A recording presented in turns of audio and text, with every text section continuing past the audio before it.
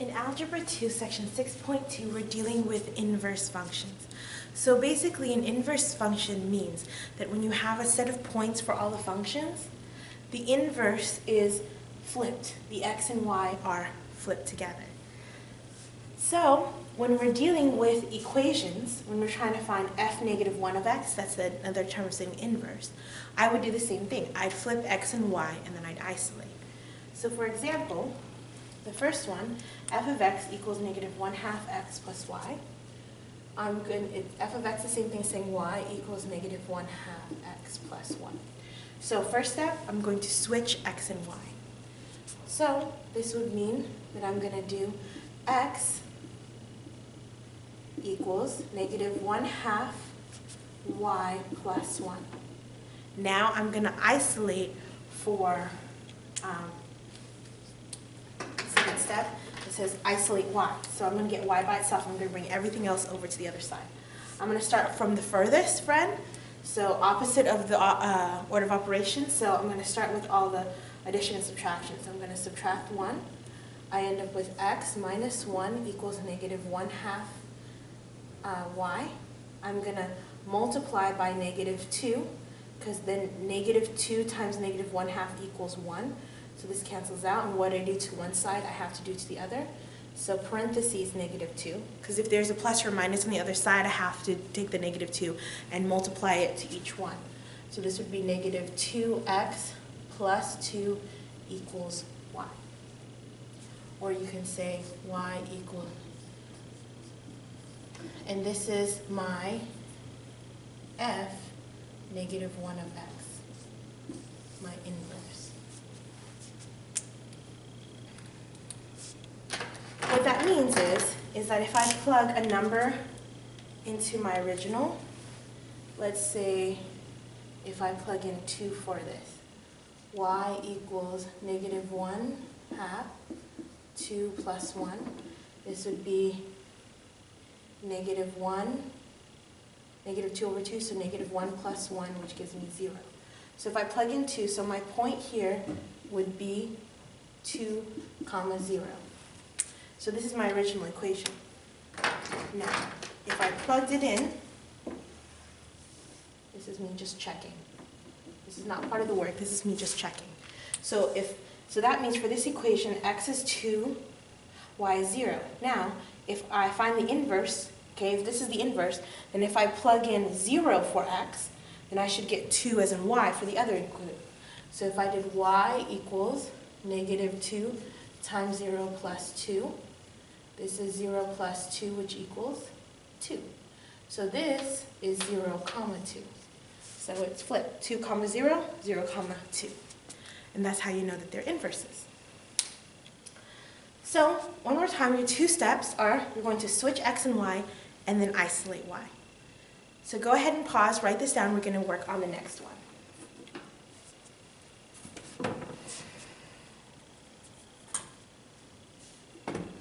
So this one, it's asking to determine if the equations are inverses of each other.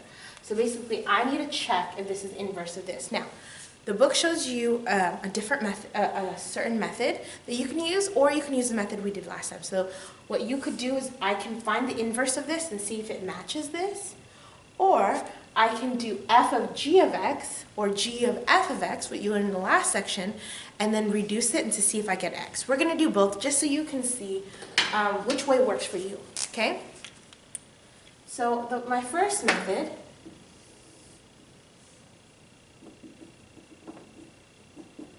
is I'm going to take this equation, y equals 3/4 x, and I'm going to do the method I learned in the last section. I'm going to switch x and y and then isolate y, okay?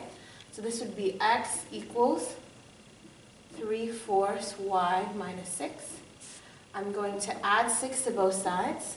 I end up with x plus 6 equals 3/4 y. And remember, the opposite of a fraction, the inverse is 4 over 3. And this is 4 over 3.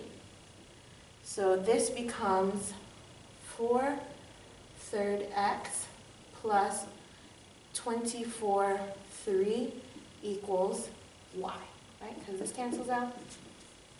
So this would be y equals 4/3 x plus 8. Okay? Is that correct? Yes. Okay? So, this does not match this. And in fact, this can't match this. So, it's not an inverse. I mean, they're not inverses of each other, so you can say no. Now, another method I can use to check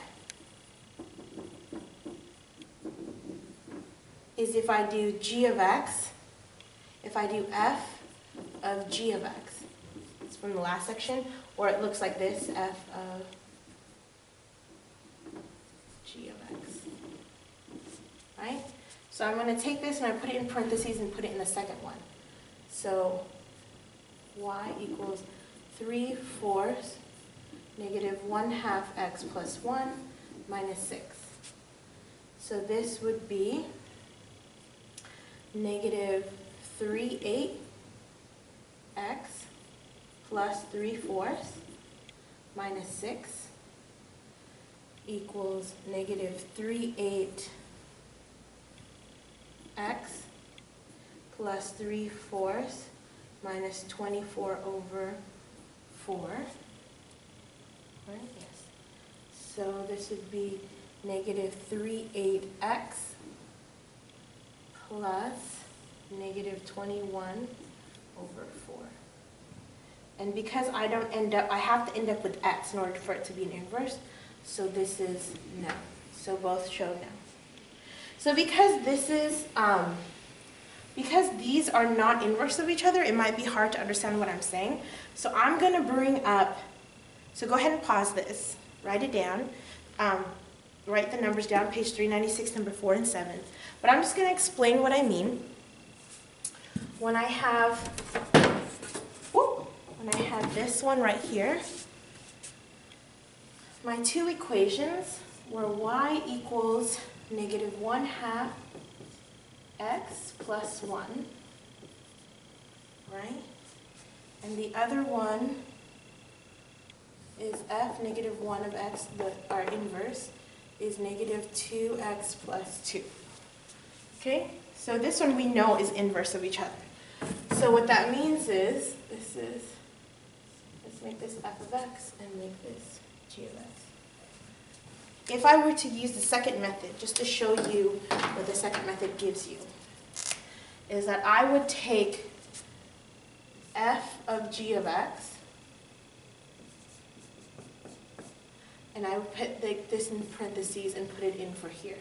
So then I'd go negative 1/2, and put this whole thing in for x, plus 1. So I'm going to take this and I'm going to distribute. This becomes positive x, and this becomes negative 1, plus 1. This cancels out, leaving me with just x. Okay?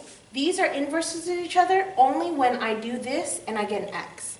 The other one, on this one, I didn't get an x. I got an equation, and I couldn't reduce it down. So that's the reason why I had a problem, whereas this, I had an x, and that's how I know that they're inverse of each other. So go ahead and pause and write this down just to show that what it means when they're inverses of each other. And try. Page 396, numbers 4 and 7. 396, numbers 4 and 7. I will see you in class.